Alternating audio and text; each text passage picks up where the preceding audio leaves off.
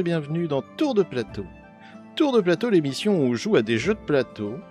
Et comme vous pouvez le voir, cette fois, ça va pas être sur Tabletop, ça va être des vrais jeux. On va jouer à Andor Story Quest, Sentier Obscur. Alors, qu'est-ce que c'est Andor Story Quest? Ça ressemble un petit peu à un livre dont vous êtes le héros, mais avec des cartes. C'est un jeu qui se joue en solo. C'est marqué ici, hein. 12 et plus, je pense que c'est bon. On est sur une partie de entre 1 heure et 1 heure et demie. Ça va changer un peu de HeroQuest. Voilà, je vais vous présenter rapidement les règles et le scénario. Vous allez voir que c'est pas très très compliqué. Donc dans cette boîte d'Andor, Andor, si vous ne connaissez pas, c'est une grosse licence de jeu de plateau assez immersive. On a donc des petits dés, des petits jetons, les règles du jeu sur lesquelles je vais bien m'asseoir parce que j'en ai pas besoin. Une fiche de personnage. Alors on a le choix entre Fena, la femme, et Fen, l'homme. C'est des éclaireurs dans les deux cas. On démarrera avec 7 points de vie. Donc ça, c'est... Alors c'est pas des points de vie, je sais plus comment ils appellent ça, des points d'honneur ou un truc comme ça. C'est pas très d'importance. Et ici, on a des points de force. On va parcourir le donjon. On va croiser, comme vous pouvez le voir ici, des ennemis, des méchants, qui viendront nous combattre. Comme vous pouvez le voir, si on perd trop de points de vie, je remonte un peu. On perd un dé de combat. Donc les petits ennemis du début n'auront qu'un dé. Mais quand ils auront beaucoup de points de vie, ils en lanceront 2. Une méthode de combat très très simple, c'est 1d6 plus la force, ou 2d6 plus...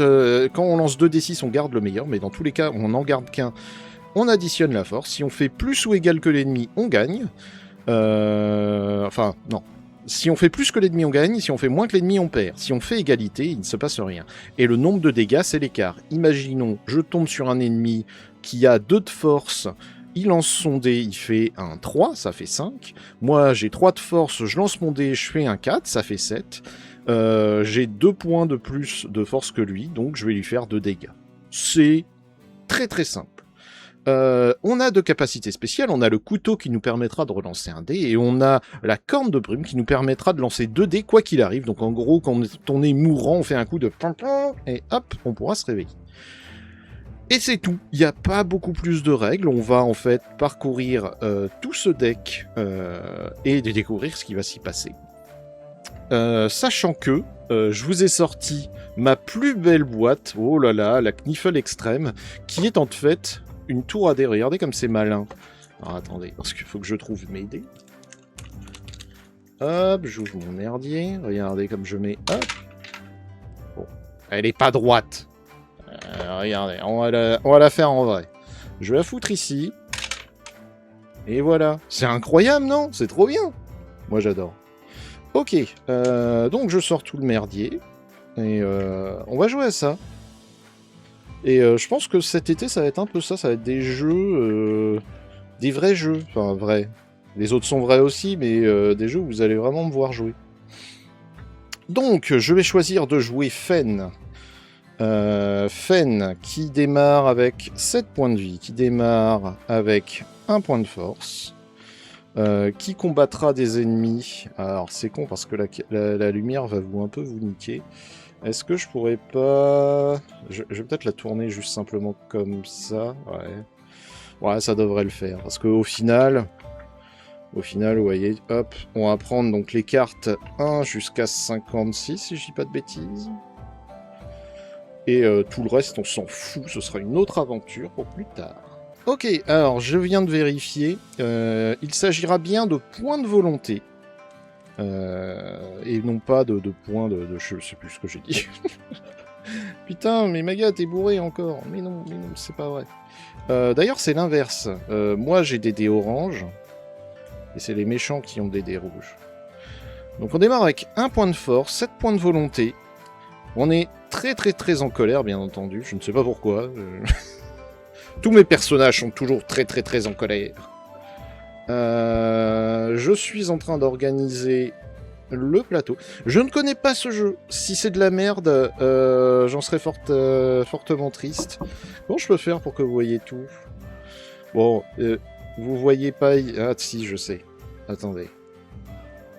Regardez ça.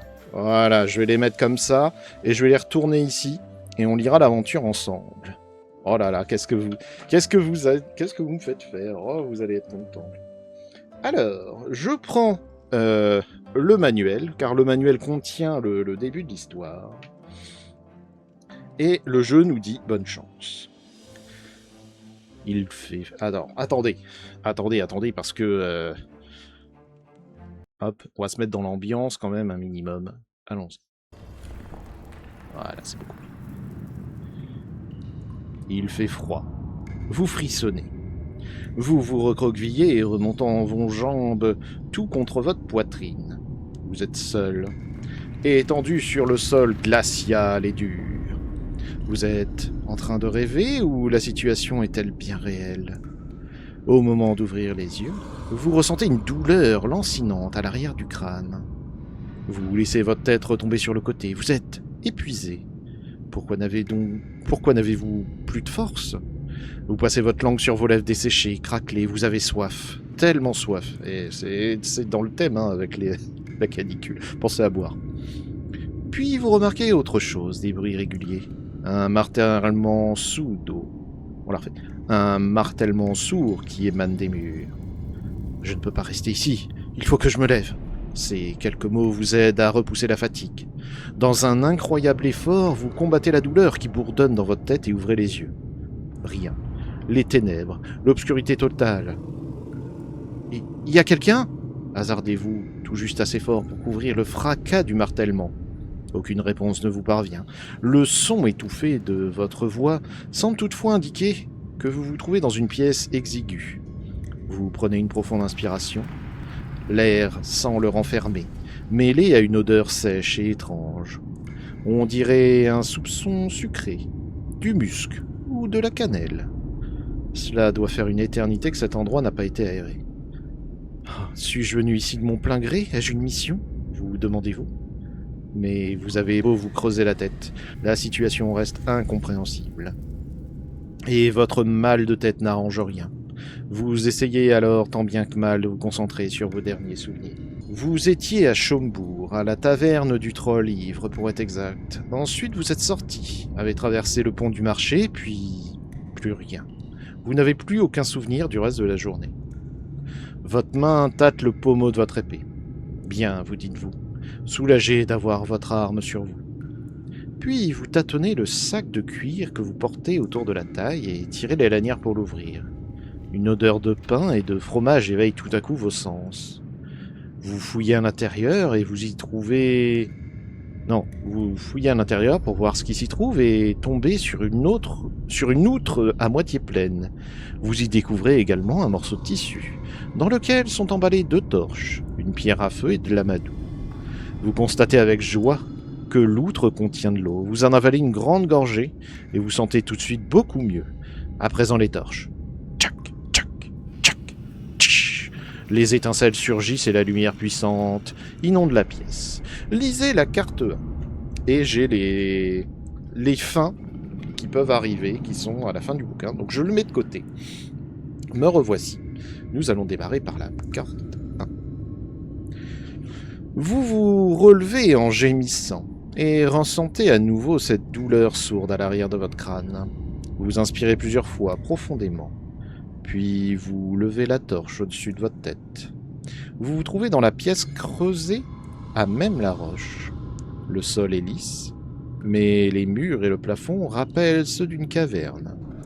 Vous remarquez que le plafond est très haut et la pièce vraiment large, mais votre torche n'éclaire pas suffisamment pour que vous vous fassiez une idée de sa longueur.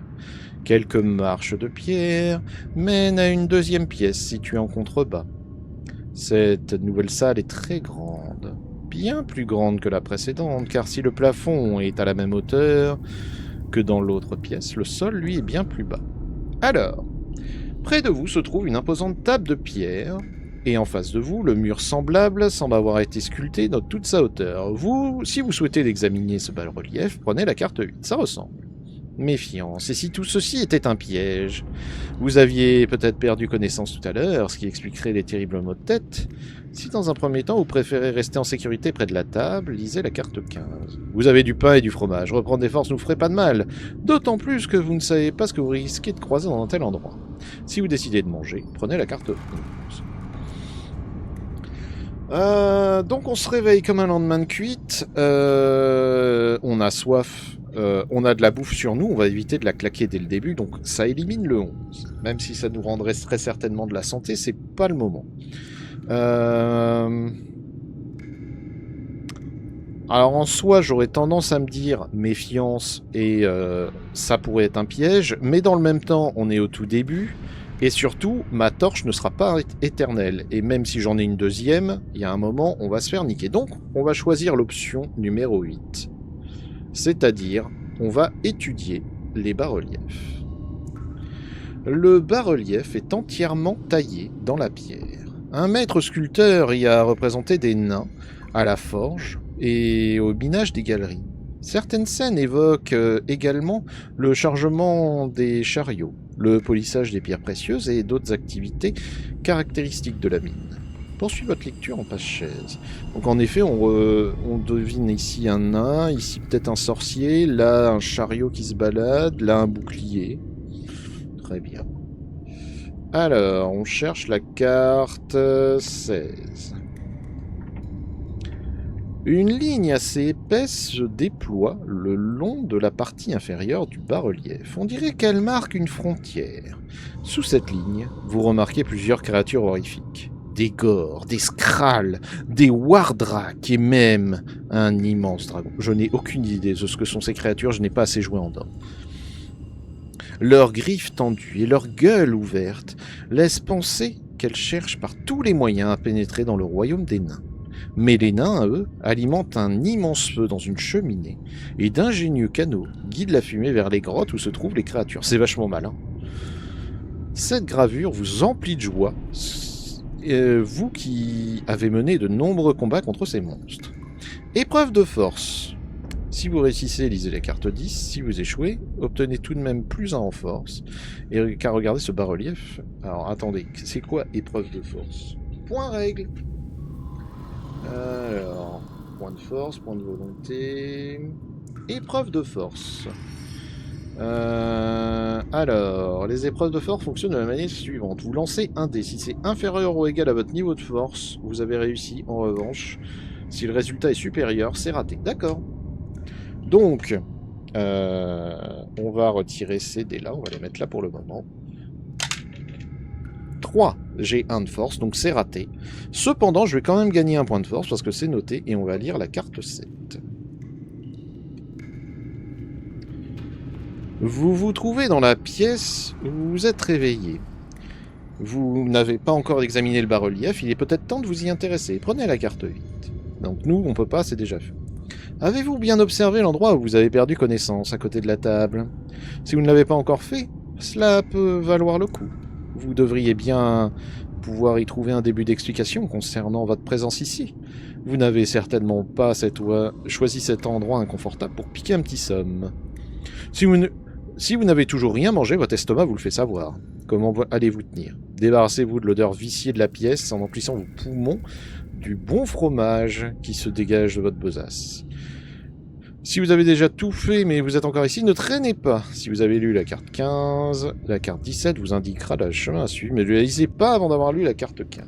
Non mais on va prendre la carte 15, j'avais pas moi pour moi c'était attention, ça pourrait être un piège. C'était pas on enquête sur l'endroit où on est arrivé et comment on est arrivé là. Cette table massive entre l'escalier de pierre et le bas-relief vous rappelle l'hôtel de la chapelle de Chombourg. Les bords sont taillés de façon très grossière. Si le dessus de la table n'était pas aussi uniformément plat, vous auriez pu la prendre pour un sarcophage. Vous promenez votre main sur le plateau de la table. On dirait qu'elle sert régulièrement. Mais... ah, non. Pas de conclusion hâtive, vous dites-vous. Vous inspectez vos vêtements, puis vous baissez pour observer le sol. Pas de traces de poussière, pas la moindre. Pardon. C'est vraiment bizarre, vous étonnez-vous. Cette pièce étant creusée au cœur de la montagne, elle devrait être remplie de poussière et de roches. Et en plus, il y a une odeur de renfermé. Et ce inexplicable parfum sucré. Si seulement il y avait de la poussière, je pourrais en déduire d'où je suis arrivé. Souhaitez-vous regarder la table de plus près? Bah ouais, on va faire ça quand même, parce que si c'est un tombeau, on est un peu dans la merde. Et surtout, qu'est-ce qu'on branle là? Le fait que vous vous soyez endormi à côté de la table reste une énigme. Il doit pourtant y avoir une explication.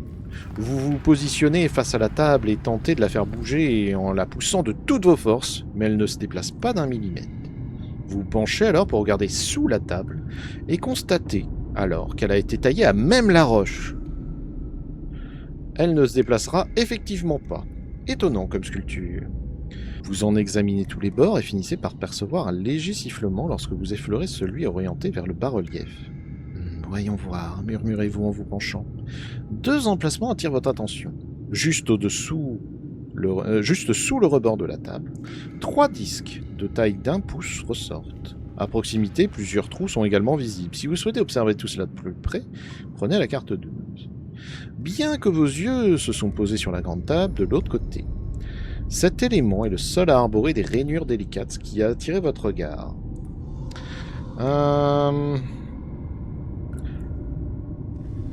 Moi, je pense que 3 disques, c'est un truc qui permet de faire des réglages.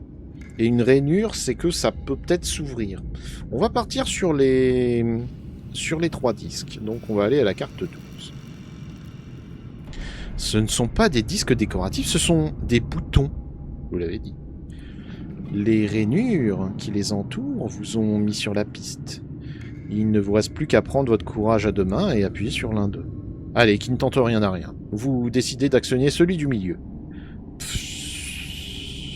Un son très léger se fait entendre et vous constatez avec effroi qu'un gaz vert commence à échapper des trous situés tout près des boutons. Bizarrement, ce gaz répand une odeur sucrée. Vous avez la présence d'esprit de vous couvrir le nez avec le bras et de reculer de quelques pas. Seule une infime quantité de gaz vous atteint, mais cela suffit à vous donner le vertige. Vous titubez et vous devez vous appuyer contre le mur pour ne pas tomber. Vous reprenez alors vos esprits quelques instants. Quelques instants plus tard. Tout est clair maintenant. Ça ne doit pas être la première fois que vous appuyez sur ce bouton. Vous espérez que ce que vous venez de libérer n'était qu'une petite dose de ce produit toxique. La fois précédente, vous avez dû en inhaler beaucoup. Ce qui expliquerait pourquoi vous avez perdu connaissance et pourquoi vous avez presque tout oublié. Mais qu'allez-vous faire des autres boutons maintenant? Prenez la carte 20. Vous retenez votre souffle et vous appuyez sur le bouton le plus à gauche, mais rien ne se produit. Pourquoi ne se passe-t-il rien? Ce bouton doit bien servir à quelque chose. Vous regardez autour de vous, aux aguets, mais ne voyez ni n'entendez rien. Heureusement, vous ne sentez aucune odeur suspecte cette fois. Non. Vous avez déjà actionné le bouton du milieu, il ne reste donc que celui de droite. Un clic étouffé retentit à l'intérieur de la table. Et quelque chose heurte votre tibia. Surpris, vous reculez et regardez la partie basse de la table. La dalle s'est entrouverte. Vous penchez immédiatement pour observer l'ouverture de plus près. Prenons la 14. Alors, là, ça c'est la 11, ça c'est la 13, la 14. Vous vous agenouillez et poussez la dalle entrouverte. Derrière celle-ci, tout est sombre. Vous approchez votre torche et il vous semble que... Oui, c'est bien cela. L'intérieur de la table dissimule un trou béant, obscur. Il va falloir l'examiner de plus près. Vous vous penchez alors davantage par l'ouverture et y glissez votre torche, comme suspendu dans le vide. Vous remarquez alors qu'un escalier s'enfonce dans les profondeurs. On dirait qu'il s'agit d'une sortie. D'ailleurs, c'est peut-être même le chemin que vous avez pris pour arriver. En tout cas, c'est la seule explication que vous avez sur le moment. Chaque énigme résolue en pose une nouvelle. Cela vous pousse à réfléchir à la situation dans son ensemble. Vous vous demandez s'il est judicieux de quitter immédiatement cette pièce en empruntant ce passage. Si c'est le cas, lisez la carte 17. Si vous préférez continuer à explorer, prenez plutôt la carte 7. Quelle que soit votre décision, posez la table 14 à côté du héros. Si à tout moment dans le jeu vous devriez prendre la fuite et quitter la pièce, la carte 29 vous attend. Dans l'absolu, on va continuer à explorer parce que il y avait une autre grande salle. Donc on a regardé la fresque qui était dans le fond, là, qui représentait des nains. On a étudié l'endroit d'où on vient, donc on a une idée de pourquoi on est là. Mais on ne sait pas qu'est-ce qu'il y a dans le reste. Et moi, ça m'intéresse. Donc nous allons prendre la carte 7,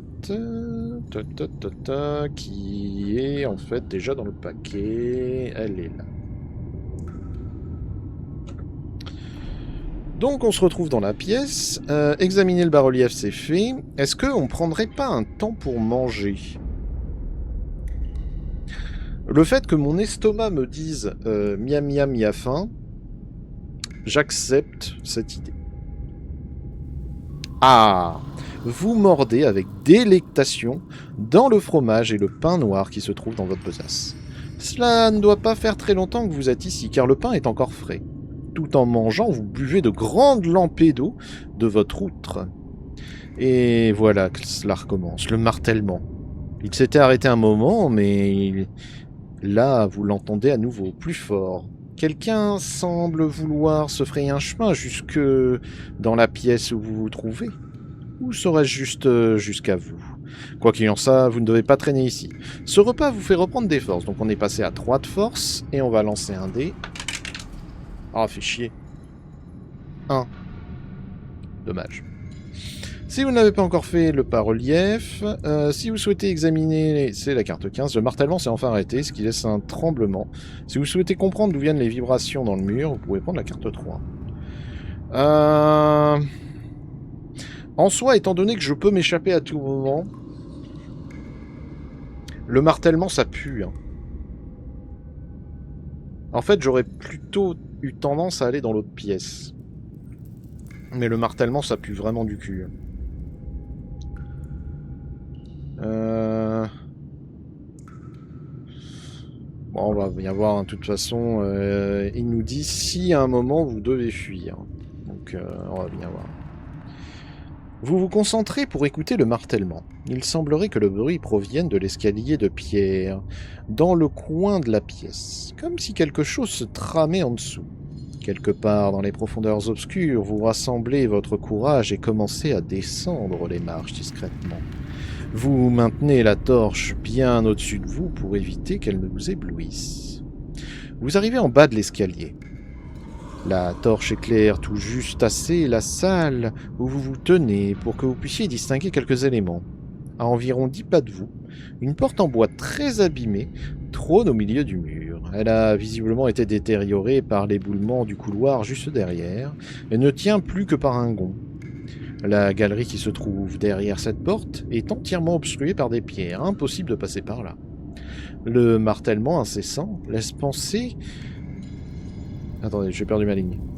Le martèlement incessant laisse penser que des pioches attaquent directement la roche, mais il semblerait que le son provienne plutôt de l'un des côtés de la salle, et non de la zone éboulée. Mais qui frappe ainsi? Des gens bien intentionnés ou au contraire? Souhaitez-vous traverser la pièce? Si oui, vous devez faire un test d'épreuve. Si ce n'est pas le cas, reprenez la carte 7. Ah.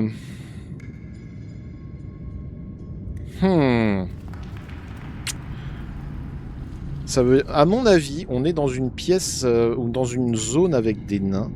Et avec 3 de force, on a quand même une chance sur 2 de s'en sortir. Donc de traverser la pièce en bon état. Nous ne savons pas ce que nous faisons ici, nous devons prendre le courage. J'ai fait 2, donc j'ai réussi le succès. Du coup, je prends la carte 24.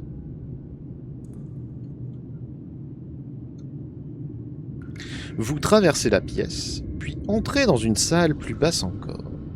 Le sol y est tellement irrégulier que vous craignez un instant de poser le pied sur une dalle qui pourrait déclencher un piège. Les mauvaises langues appelleront cela de la paranoïa, mais pour vous, c'est de la prudence. Qu'adviendrait-il de vous si l'une de ces dalles provoquait, au moment où vous y posiez un pied, un déferlement de flèches? Tout peut être un piège ici, et vous ne vous ferez pas avoir. Vous étudiez avec précision, à chaque pas, l'endroit où vous posez votre pied, et n'avancez pas très vite, c'est le moins qu'on puisse dire. Pourtant, le martèlement se fait de plus en plus fort. Il provient du mur de gauche et non de la porte. Vous êtes formel. Est-ce une bonne idée de s'approcher de ce mur? À chaque coup, des morceaux de pierre se détachent de la paroi qui menacent de céder à tout moment. Bon sang, mais qui frappe de l'autre côté? Qui vous poursuit? Vous lancez... Non, vous faites un pas en direction de la porte et remarquez un fil très fin, tendu quelques centimètres au-dessus du sol. Maintenant que vous l'avez repéré, vous vous rendez compte qu'il y a beaucoup d'autres dans les environs. C'est un piège. La meilleure chose à faire est encore de remonter l'escalier par lequel vous êtes arrivé. Ou bien pensez-vous que ce piège puisse avoir une quelconque utilité? Alors, logiquement, je me dis que s'il y a des pièges, ça veut dire que des gens vont se le prendre dans la gueule. Mais j'ai peur que d'un quelconque utilité, c'est que j'essaye de le désamorcer, de récupérer ce qu'il y a avec, genre des flèches ou des conneries de ce genre. Sachant que j'ai une épée et un tsoin-tsoin, donc bof. La raison me pousserait à me dire qu'il faut se barrer, mais voyons voir ce qu'il y a quand même dans ce piège. Je suis censé être un bon rôdeur. Oh merde. À peine quelques instants plus tard, une pioche troue le mur. Ce sont des pans entiers qui s'effondrent sur le sol. La taille de la brèche dépasse rapidement celle d'une grande assiette, laissant entrevoir des mains griffues. Ce ne sont clairement pas des amis. Tendu, vous vous mettez en garde et prenez la carte 28. S'il y a un nain, vous devez prendre la fuite et quitter cette pièce. La carte 29 vous attend. On pourrait se barrer. Bien, eh ben, on va faire ça. On fuit. On fuit, on va prendre la carte... Alors, je contre ça par ma carte 14 et je vais prendre la carte 29. Vous vous dépêchez de vous faufiler par l'ouverture et vous retrouvez sur un petit palier, en haut des marches de l'escalier secret. Paniqué, vous levez votre torche et regardez autour de vous. Au-dessus de votre tête, vous repérez un petit bouton il se trouve exactement au même endroit que le bouton le plus à gauche, à l'extérieur de la table, comme si ce dernier n'avait rien déclenché. Vous appuyez sur le petit bouton sans hésiter, la dalle de pierre se met alors à coulisser, se ferme doucement dans un léger clac. Pfiou, c'était moins une. Tout est à présent plongé dans le noir. Heureusement que vous avez votre torche et qu'il vous en reste une autre dans votre sac. Après quelques secondes d'accommodation, votre attention se porte sur cette drôle de construction. Où peut bien mener cet escalier? Vers la liberté ou au contraire, vers pire encore? Votre priorité est évidemment de quitter cet endroit et de vous rendre à la carte 31. Vous pouvez désormais défausser la carte 7 si elle ne l'est pas déjà, et la carte 14 si vous l'avez placée à côté du héros. Ok, donc... Ah ouais, parce que... Ah ok. C'est vrai que j'avais oublié ce détail, mais les cartes grises, en fait, faut les garder de côté. Bon, bah... On le saura maintenant. Alors, la carte 31, la voici. C'est cool comme histoire. Après avoir descendu une douzaine de marches, vous vous retrouvez au pied de l'escalier. En face de vous s'ouvre un couloir étroit, creusé à même la pierre. Tout n'est qu'obscurité devant vous, et votre torche commence à faiblir. Vous allumez donc votre seconde torche, avant de vous retrouver dans le noir complet. La fumée du flambeau vous pique le nez et vous irrite la gorge. Vous espérez retrouver l'air frais de la surface le plus rapidement possible. Vous progressez pas à pas le long du long couloir. Vous ignorez qui a construit ce tunnel, mais en tout cas, un humain de votre taille peut y avancer légèrement courbé sans trop de difficulté. Peut-être aurais-je dû compter le nombre de mes pas pour...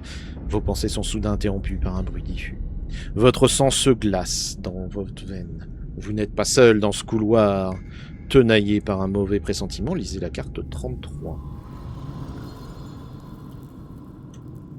La lumière de votre torche ne vous permet pas encore de voir de qui ou de quoi il s'agit, mais votre instinct de pisteur ne vous trompe pas. Vous entendez devant vous comme un froissement, à intervalles réguliers. S'agit-il de quelque chose qui gratte contre la pierre? On dirait presque que quelqu'un racle la terre avec une pelle, puis le bruit s'arrête soudain. Auriez-vous été remarqué? Quand il reprend, vous êtes certain qu'il provient du plafond, mais de quoi s'agit-il à la fin? Vous ne pouvez pas revenir en arrière, vous poursuivez lentement dans le couloir, votre torche inclinée vers le sol. Mieux vaut éviter de vous éblouir pour pouvoir repérer la source de ce bruit étrange. Votre force est augmentée de 1 pour cette épreuve, donc on est à 4. C'est bon. Si on a réussi, c'est la carte 38. Alors, 37... hop, 38... Vous brandissez courageusement votre torche afin d'éclairer au maximum le couloir, et vous remarquez sur la paroi une ombre qui trottine sur le plafond. Cette chose vous fait penser à un petit bouclier. Elle a la taille et la forme, et sa carapace semble tout aussi solide. Aucun doute possible, il s'agit bien d'un cloporte des souterrains. Un cloporte, non pas un, mais une demi-douzaine vers le sol, les parois, le plafond, et tous se dirigent contre vous. Alors, il a 1 point de force, il a 5 points de volonté. N'oubliez pas que vous avez un couteau et une corne. Vous pouvez utiliser chacun une fois pendant le combat. Ah ouais, moi je pensais que c'était pendant toute l'aventure. Oh là là. Ok. Alors, nous sommes donc à 2 dés. Donc nous allons lancer 2 dés. On a 5 et 3, on est à 8. Et eux, ils lancent 2 dés. Alors... ah, bah voilà, c'était l'occasion de le rappeler. S'ils font un double, ça s'additionne. Donc, ils font double 1, ça veut dire qu'ils font un 2. S'ils font un double 6, ça veut dire qu'ils font un 12, hein, ça pique. Double 1, donc 2, plus 1, 3. Compte mon 8, ça veut dire que je leur fais 5 dégâts, donc je les ai insta-écrabouillés. J'ai donné des coups de pied dessus jusqu'à ce qu'ils me... On va lire la carte 35, parce que ce combat a été remporté. Phew, ce n'était pas de tout repos, vous exclamez-vous, en essuyant grossièrement votre épée. Vous levez votre torche pour examiner le plafond. Ces bestioles doivent bien venir de quelque part. Elles ne passent certainement pas leur temps à attendre que quelqu'un daigne emprunter ces souterrains. Et votre intuition est la bonne. À quelques mètres devant vous, vous remarquez un trou dans le plafond. Suffisamment assez large pour permettre au cloporte de passer, mais trop étroit pour vous. Ah, disparaissez, sale bête, grommelez-vous, tout en agitant votre torche pour faire reculer les quelques cloportes encore décidés à s'aventurer dans le couloir. Alors comme ça, vous n'aimez pas la lumière, hein? Vous bloquez votre respiration. Passez prudemment sous le trou du plafond, puis vous soufflez, et vous mettez à courir dès que vous l'avez dépassé. On monte à 10. Que vous révélera la carte 37? C'est ce que nous allons savoir dans un instant. 34, 37... Vous avancez pas à pas. La torche vous est d'une grande aide, mais la fumée vous irrite tellement les yeux que vous ne savez pas combien de temps vous allez pouvoir tenir. Ah, vivement que je trouve la sortie, vous dites-vous. Je suis forcément arrivé par une entrée, mais où est-elle? Vous répétez de tenir bon, de continuer. Quoi? Un cul-de-sac? Non. Non, impossible. Impossible que le couloir s'arrête ainsi. Ah, quelques mètres de vous se dressent pourtant un mur. Vous continuez néanmoins à vous enfoncer dans la pénombre, et constatez bientôt que le couloir tourne en fait sur la gauche. Souhaitez-vous vous approcher prudemment de cette bifurcation et jeter un œil vers la gauche? Auquel cas, vous tirez tout doucement la carte 41, ou bien préférez-vous avancer d'un pas franc, décidé vers la bifurcation, certain que 42 répondra à votre situation. Je vous l'ai dit, à chaque fois que on a joué à HeroQuest, on fait la photo. C'est quoi la photo? C'est une technique militaire, c'est en gros on se met contre le mur, donc imaginez ma main et le mur, c'est-à-dire je me mets là et je fais hop un petit coup d'œil. Si jamais quelqu'un, il y avait une arbalète tendue, si quelqu'un voulait tirer sur moi, le fait d'avoir juste regardé, en fait faut compter sur la mémoire photographique, la mémoire des yeux, mais ça laissera une image rémanente suffisante pour savoir s'il y a un danger immédiat. Tout doucement, vous allez jeter un œil dans le couloir, qui continue sur votre gauche. Là-bas, de la lumière, serait-ce les yeux d'une bestiole rampante qui brille ainsi? Oh, vous espérez que non. Vous vous armez et avancez prudemment. Cette chose ne semble pas se déplacer. Oh, j'ai de la chance, on dirait. Mais de quoi s'agit-il au juste? D'un champignon phosphorescent? Vous avez déjà entendu parler de cette espèce. D'après ce que l'on vous a raconté, tous les 7 ans, ces spécimens explosent dans un nuage de spores dont il faut à tout prix éviter de s'approcher. Respirer ces spores rendrait la cage thoracique phosphorescente et ferait perdre tout sens d'orientation. Les personnes ayant été en contact avec ces éléments se mettraient à errer dans les galeries souterraines sans jamais pouvoir rentrer chez elles. Mais ce n'est pas le plus grave.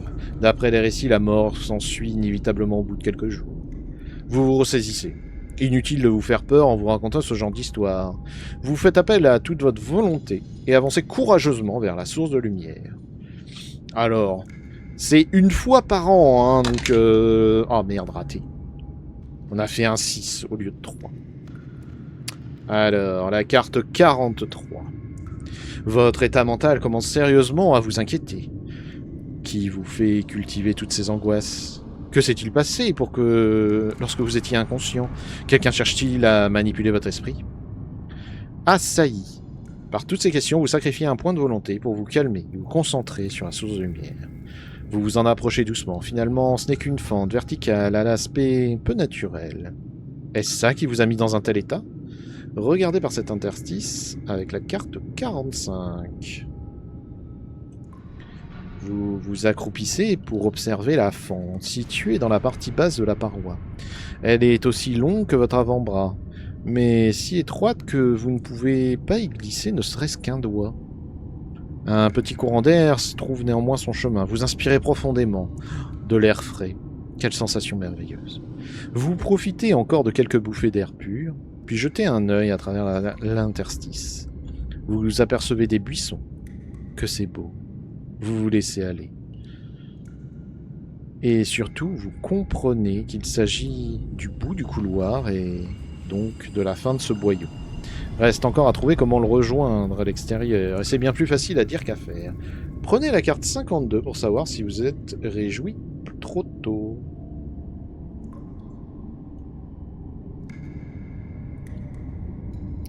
Si cette fente donne sur l'extérieur, c'est que vous n'avez jamais été aussi près de la sortie. Vous ne repérez toutefois aucune porte. Vous soulevez votre torche pour éclairer le mur devant vous. Rien. Pas de poignée, pas de levier, pas de trou suspect. Vous appuyez de toutes vos forces contre le mur en vain. Maudit soit ce lieu. Si près du but, vous n'avez aucune idée de comment sortir. Vous ne sauriez même pas dire s'il y a vraiment une sortie. Mais ne désespérez pas, la carte 50 pourrait vous être de bons conseils.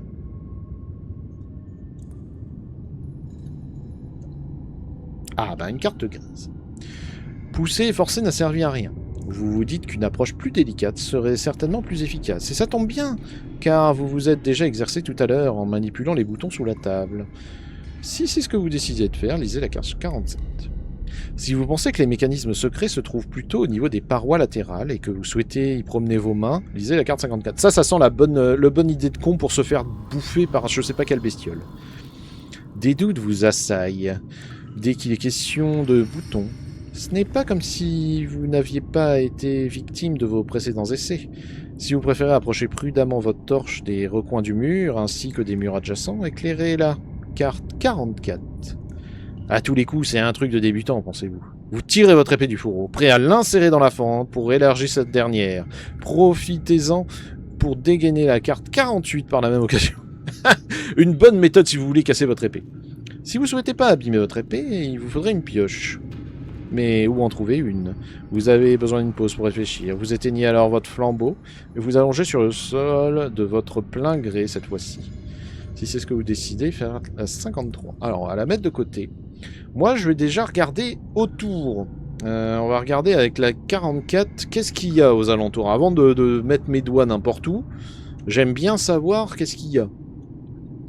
Vous sifflotez, content de vous, c'était une bonne idée.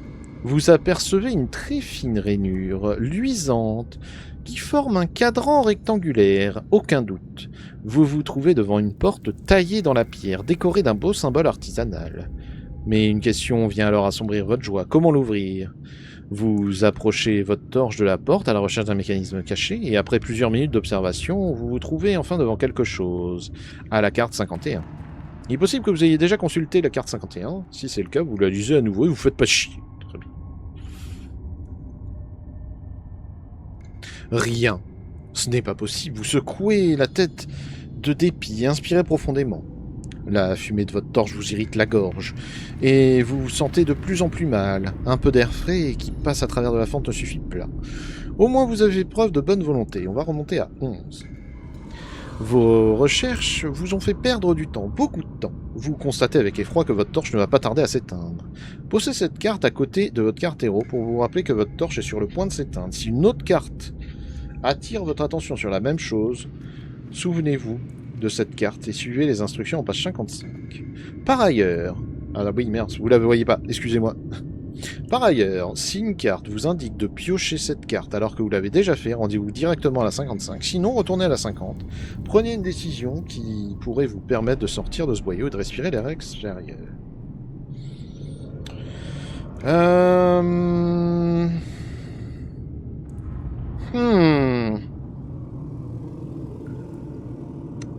Moi, je dirais bien qu'il faut toucher les mécanismes en 54, mais j'aime bien la 53 aussi, où on éteint le flambeau et on met 2 secondes pour se poser et réfléchir.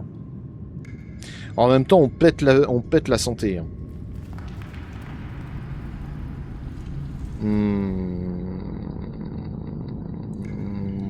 Un mécanisme secret sur les parois latérales.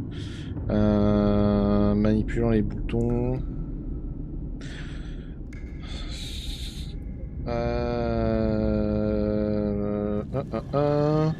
On va essayer la 47.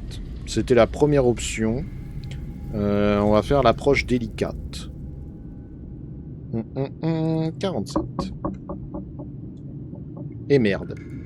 Vous appuyez un peu partout, mais rien ne semble fonctionner. Ah, sois plus méthodique, râlez-vous contre vous-même. Vous recommencez tout en haut, de gauche à droite, puis vous vous arrêtez. Ne vaudrait-il pas mieux procéder de haut en bas ?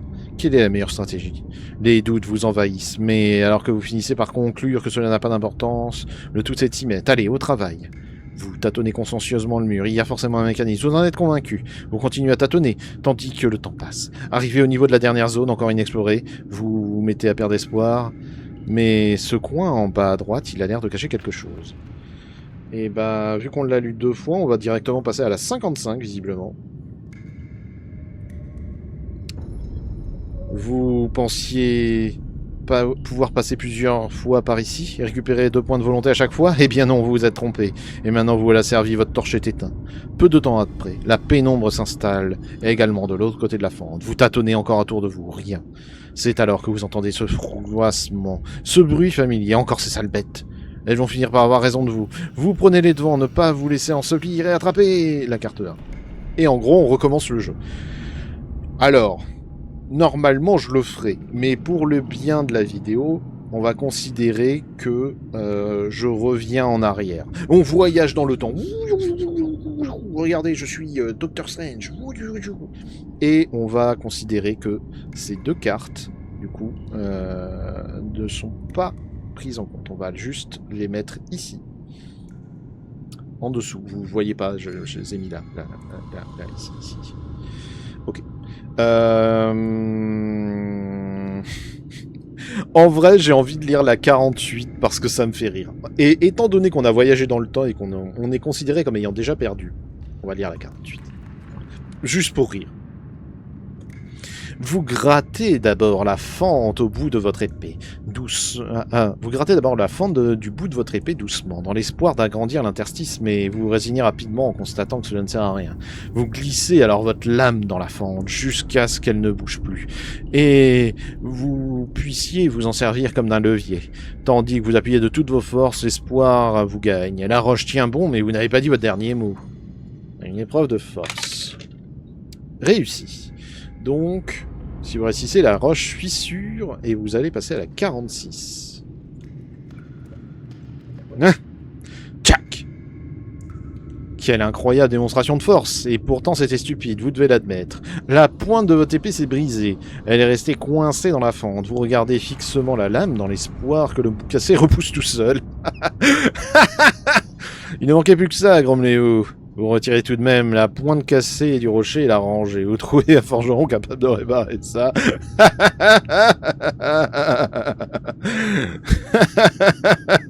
Je vous l'avais dit que c'était une idée de con.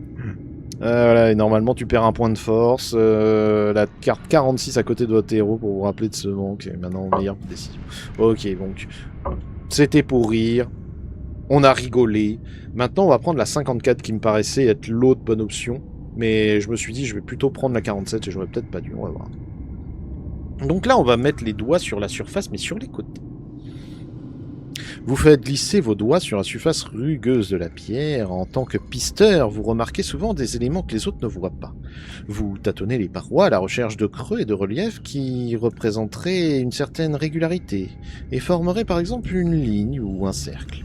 Peu de lumière passe encore par la fine fente, le jour semble décroître. Vous ne trouvez rien sur le mur de droite. Au bord du désespoir, vous tournez alors vers le mur de gauche. Au bout de quelques instants, vous remarquez quelque chose. Commencez à examiner attentivement ce curieux élément. On dirait que le renfoncement est juste là, délimité par un rectangle. Vous collez quasiment votre torche au mur. Incroyable. Cela serait passé inaperçu si vous n'aviez pas regardé cette zone en détail. Que se passerait-il si vous appuyez dessus ? Vous décidez d'inspecter à nouveau le plafond et le sol, par acquis de conscience. Mais vous ne trouvez rien d'autre. On dirait que vous n'avez pas le choix, alors c'est parti. Prenez la carte 49. C'est là qu'on voit que c'est vraiment un jeu injuste, hein, parce que si je sors avec ça, c'est juste que j'ai mal choisi le tâtonnement. Vous appuyez le centre du rectangle, mais rien ne se passe. Vous appuyez alors sur son côté gauche, mais rien ne bouge non plus. Puis vous appuyez sur son côté droit, et enfin ce dernier s'enfonce, faisant basculer le rectangle à 90 degrés. Mais ce n'est pas tout, il semblerait que vos souhaits aient été exaucés. Dans la paroi rocheuse, sur votre droite, se trouve une porte qui s'ouvre presque sans bruit. Oh, quel mécanisme raffiné, pensez-vous. C'est un véritable travail d'orfèvre. Vous restez néanmoins prudent et faites un pas en arrière en attendant que la porte finisse de s'ouvrir. De l'air frais, ça vous fait un bien fou. Vous inspirez profondément. Une fois que la porte est presque entièrement ouverte, vous jetez un œil à l'extérieur. Vous apercevez des arbres et à proximité quelques buissons épais. Vous éteignez alors votre torche. Qui sait ce qui vous attend dehors? Vous espérez que la carte 56 ne gâchera pas la situation. Voilà, et là, à partir de là, on arrivait à la fin. Enfin, vous laissez cette maudite caverne derrière vous. Il fait si froid dehors que vous vous mettez à grelotter de la tête aux pieds, mais vous trouvez néanmoins la force de vous étirer, de faire quelques ronds de bras. Vous vous sentez mieux. Alors, lorsqu'il vous aperçoit, un oiseau, plumage de jet, décolle de la cime d'un arbre. À proximité, il vole vers vous. C'est Monard, votre fidèle corbeau et ami depuis des années. Il se pose sur votre épaule et frotte sa tête contre vous. « Rah, rah » crie-t-il. « Tu m'attendais » lui demandez-vous alors, en caressant ses plumes. « Je suis heureux que tu sois en bonne santé. » Fin du premier chapitre. Si vous le souhaitez, vous pouvez arrêter et faire une pause, ce qu'on va faire. Dans tous les cas, n'oubliez pas de noter point de force, ainsi que le numéro des cartes placées du côté de votre héros, si par la suite votre aventure devait mal se passer. J'aurais pu, si j'avais considéré que la carte était l'épée était pétée, mais on a considéré que non. Hein. C'était vraiment pour rire. Placez la carte 56 à côté de votre héros en guise de rappel.